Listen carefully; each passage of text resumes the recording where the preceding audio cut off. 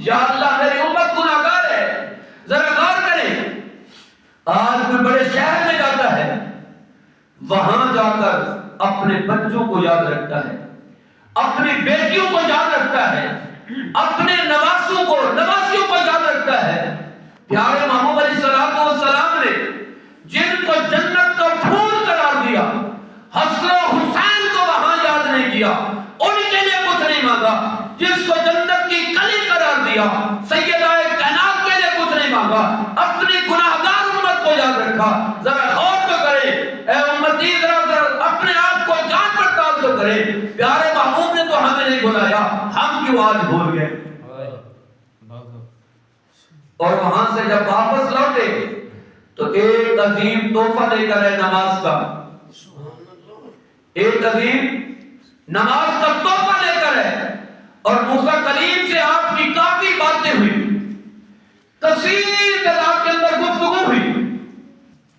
لیکن ان کثیر جملوں کے اندر آخر پہ جب موسیٰ کلیم نے بار بار چکر بھی لگائے گئے، آخر پہ موسیٰ کلیم نے عرض کی تھی کہ امت 5 نہیں پڑھے گی، تو پیارے محبوب نے وہاں ایک ساتھ جملہ ارشاد فرمایا، وہ آپ کے سامنے رکھنا چاہوں گا۔ پیارے محبوب نے فرمایا جو 5 نہیں پڑھے گا وہ میرا نہیں ہے، جو 5 نہیں پڑھے گا وہ میرا نہیں ہے۔ مطلب یہ ہے کہ جو 5 ادا نہیں کرے گا وہ میرا امتی نہیں ہے۔ اور حدیث مبارکہ حضور صلی اللہ علیہ وسلم نے فرمایا کہ لیس منا من لم یرحم صغیرنا ولم یوقر کبیرنا، جو بڑوں کا ادب نہ کرے، چھوٹوں پر رحم نہ کرے، وہ ہم میں سے نہیں ہے۔ پیارے محبوب علیہ السلام نے فرمایا کہ جو قربانی کے ایام پہ قربانی نہ کرے وہ ہماری عیدگاہ کے قریب بھی نہ ہے، وہ ہماری عیدگاہ کے قریب بھی نہ ہے۔ مطلب یہ ہے کہ وہ بھی ہمارا نہیں ہے۔ پیارے محبوب علیہ السلام نے فرمایا کہ جس نے رمضان کا مہینہ پایا، اپنے ماں باپ کو بڑھاپے میں پایا،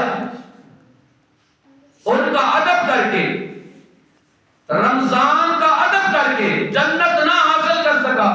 وہ تمام مرد، یعنی وہ بھی ہم میں سے نہیں ہے۔ جس کے سامنے میرا نام لیا گیا، جس کے سامنے میرا نام لیا گیا، پیارے محبوب فرماتے ہیں کہ اس نے میری ذات پر درود نہ پڑھا، وہ بھی تباہ و برباد، یعنی وہ بھی ہم میں سے نہیں ہے۔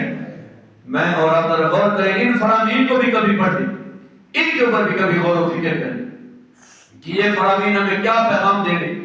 اگر کل قیامت کے دن ہم اللہ کے رسول کے سامنے جائیں،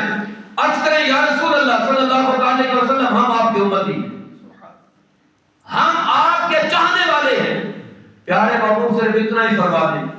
5 پڑھ کے آئے ہو کہاں جائیں گے، اتنا فرما دیں، اپنے بوڑھے باپ کو اذیت دے کر آئے ہو، چھوٹوں پر شفقت نہیں کی، تو ہم کہاں جائیں گے؟ ایک ہی در ہے نا، وہی پیارے محبوب کی ذات اقدس والا در ہے، بس اس کے علاوہ تو ہمارا کوئی سہارا بھی نہیں ہے، اور وہاں تو کسی کی سنی بھی نہیں جائے گی، اور سنی جائے گی تو وہ مدنی تاجدار امام الانبیاء کی سنی جائے گی۔ تو وہ امام الانبیاء فرماتے ہیں، ام المؤمنین حضرت عائشہ صدیقہ فرماتی ہیں کہ حضور صلی اللہ علیہ وسلم کو میں نے جب جنت البقیع میں دیکھا تو حضور صلی اللہ علیہ وسلم دعا کر رہے تھے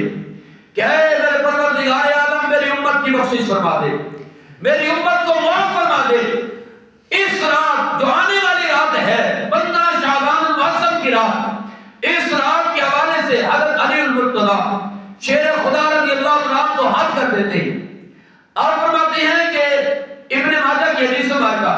آپ فرماتے ہیں کہ پیارے محبوب علیہ السلام نے فرمایا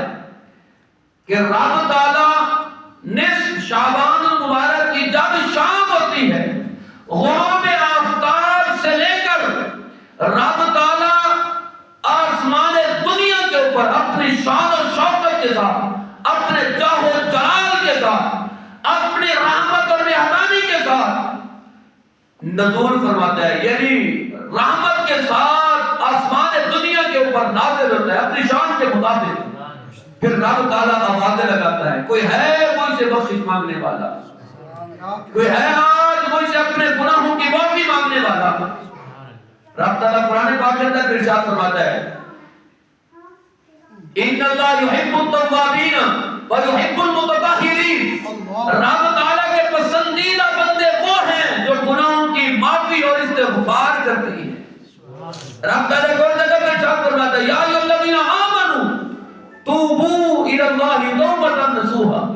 کہ ایمان والو تم توبہ کرو اور پکی توبہ کرو، ایسی توبہ کرو کہ پھر تم گناہ کی طرف نہ لوٹو۔ تو حضرت علی اللہ کا شعر خدا فرماتے ہیں کہ رب تعالیٰ کی رحمتیں آوازیں لگاتی رہتی ہیں، کوئی ہے مجھ سے رزق مانگنے والا، کوئی ہے مجھ سے صحت مانگنے والا، کوئی ہے مجھ سے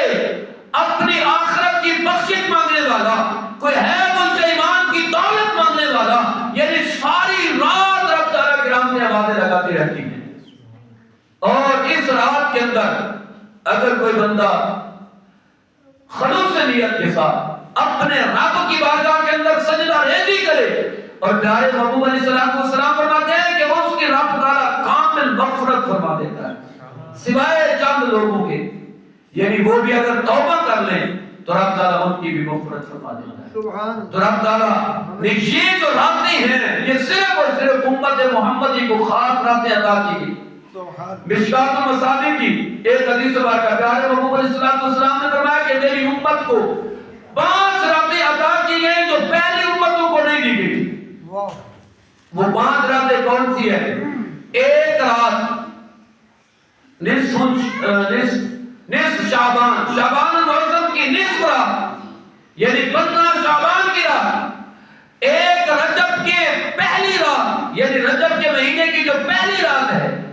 وہ رات، ایک لیلۃ القدر یعنی 27 رمضان مبارک والی رات، اور ایک عیدین کی 2 راتیں، یعنی عید الفطر کی رات اور عید الاضحیٰ کی رات۔ ذرا غور کریں ان تمام راتوں کے اندر، چاہے وہ عید کی رات ہو یا ایسی جو عظیم راتیں ہیں، ان راتوں کے اندر ہمیں تو اپنے رب کو یاد کرنا چاہیے۔ ہم اپنے رب کو بھول کے بازاروں کو یاد رکھتے ہیں۔ تو رب تعالیٰ ہم سب کو آخرت کی فکر عطا فرمائے، اس آنے والی رات کی تیاری کرنے کی توفیق عطا فرمائے جس رات کے بارے میں حضرت انس بن مالک فرماتے ہیں کہ پیارے محبوب علیہ السلام نے فرمایا کہ رات کو عبادت کرو اور صبح روزہ رکھو، اور اگر کسی شخص کے گناہ جو ہیں وہ سمندر کی جھاگ کے برابر بھی ہوں گے، جب وہ معافی مانگے گا تو رب تعالیٰ اس کے گناہوں کو معاف فرما دے گا۔ تو مالک ہم سب کو ان عظیم راتوں کے اندر زیادہ سے زیادہ توبہ اور استغفار کرنے کی توفیق عطا فرمائے۔ رب تعالیٰ اس عظیم بزم سعید کی برکت سے رب تعالیٰ ہم سب کی بخشش اور مغفرت فرما کے اور ہم سب کو آخرت کی فکر عطا فرمائے۔ وآخر دعوانا